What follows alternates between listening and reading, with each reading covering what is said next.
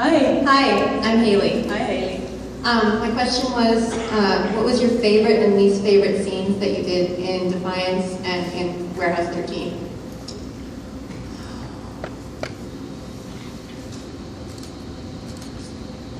It's funny because like sometimes your favorite scene, your least favorite scene will end up being your favorite scene. After it's a little bit like having a child, which I've never had. I've never had one, but apparently it's been like my child. Like it's like painful at the time. So you know those bath scenes could be painful at the time, and also just like you're tired and you don't really want to be naked in front of 30 of your best friends who are all fully clothed, and it's just weird, however way you cut it.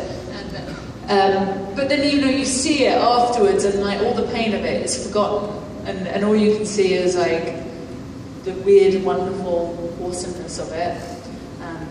And I love how violent that scene was in the at the end of it wasn't the end, in the second season when Daytak comes home and there was all that drowning. That was another like.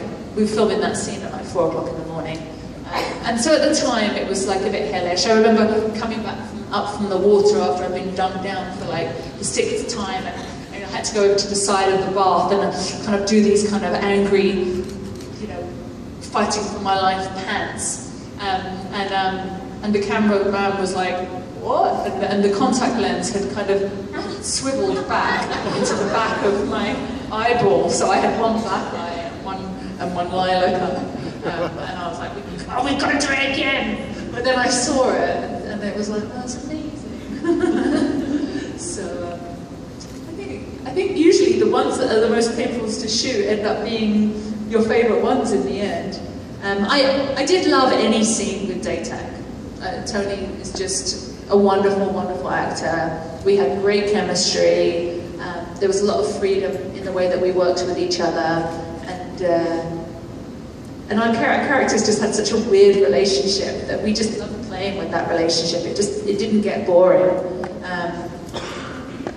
The worst scenes for me are often the easiest ones. They're the ones where I'm just giving information or sitting in the background, God forbid, weaving. And those ones I find, when I'm bored, I'm not a good person when I'm bored. So yeah, those are my worst ones, and then my best ones are the most difficult ones that end up being the most amazing. Yeah. Mm-hmm. Thank you. Thank you. Hi. Hi. I was wondering, as you play these characters more and more like HG and stuff, did you have any influence on like what their character arcs would go, or how their personalities would change? Well, I think that on television, more than in film, like often the writer, you know, they'll see you doing something, and you know, you'll make a choice, and you move so fast in television that you can't ask about everything, and it's like you don't really get any rehearsal at all. So you're thinking on your feet and making decisions on your feet, and then the writers will see that, and they'll be like, oh, I like that bit, and then they'll kind of run with it, and so before you know it, what you've started to create, you start to kind of mold into something. And I think it was Drew Greenberg who wrote my first episode, and you know, I had all this stuff in that first episode when I appeared as HG, and HG as a woman, and then I had Eddie being flirtatious, because Eddie really is flirtatious with every, you know, new female that comes into the show, right? And so I kind of was like, oh, I don't know if I want to do that. Like, that's a bit boring, isn't it? That's been done.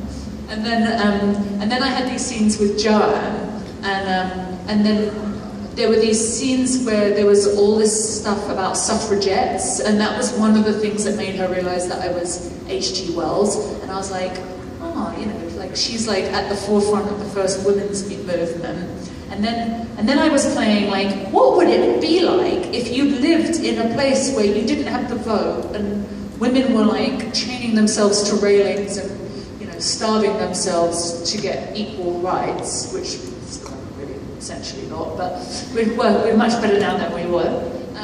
And then suddenly you wake up in a world, and here is this woman, you know, Micah, who is so powerful and emancipated, you know, and HG, you know, was writing under the guise of her brother.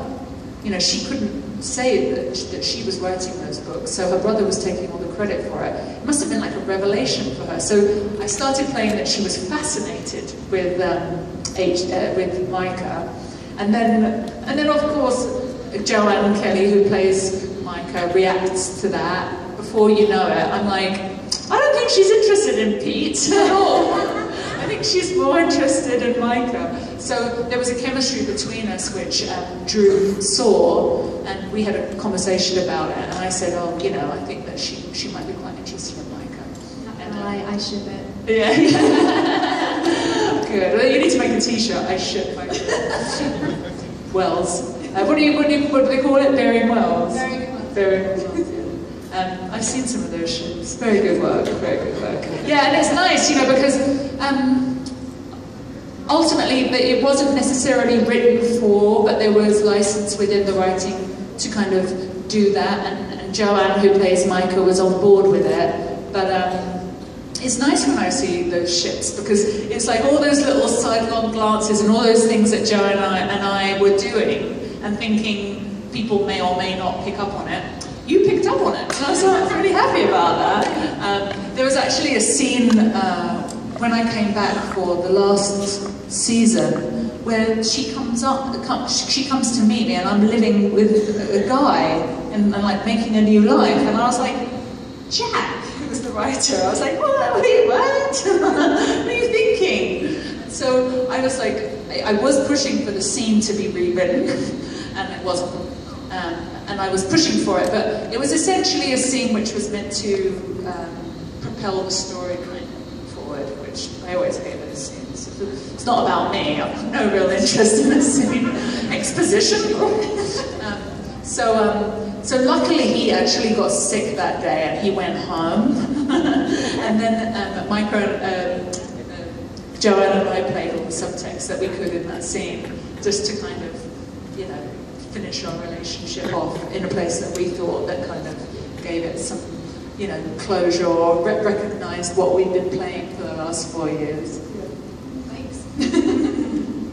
Thank you. Hello again. Hi, hello.